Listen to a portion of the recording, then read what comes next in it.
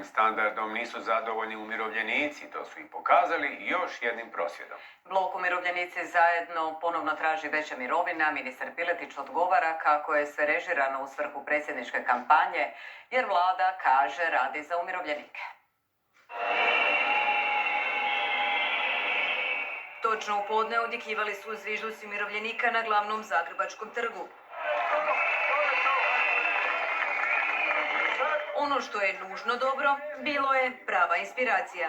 Pa sam se ja potrudio dobiti recept od ministra koji kaže da se kruh peče. Prvo, ukrasti kilogram brašna. Drugo, ako vam susjed nije iz HDZ-a, posuditi malo soli, šećera i ulja. A tople vode će se već naći.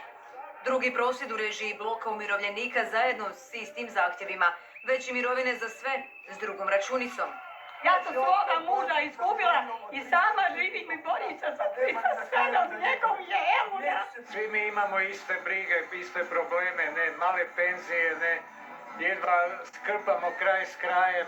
Od mog premijera mjesečna su primanja kao moja godišnja penzija. Je li to dovoljno za ovaj prosvjed?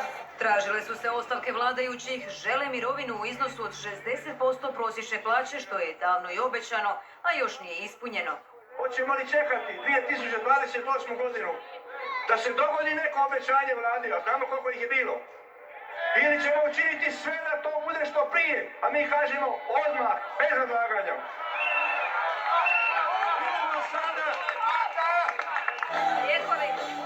Da ne govorimo. I kad sve to kupi ne ostati ništa kroz mjesec. Radnici nuli, a oni sebe dijeli čakom i kapom. Nisam protiv da imaju veliku plaću, dohodak, ali nek daju običnim ljudima samo u odnosu cijena na tržnici. Odeš i gledaš, preživljavaj penziće. Prosvjed umirovljenika podržao je SDP. Imaju većinu koju su kupili, rješenje je da kroz i prosvjede, dakle građani moraju promijeniti sastav Sabora, ovaj Sabor teško će promijeniti vladu.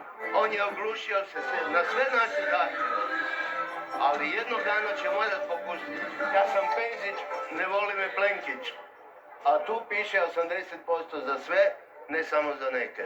Na kritike je reagirao i ministar Piletić. Kaže da vlada itekako radi u korist umirovljenika, a Špiku proziva da ih koristi u svrhu predsjedničke kampanje.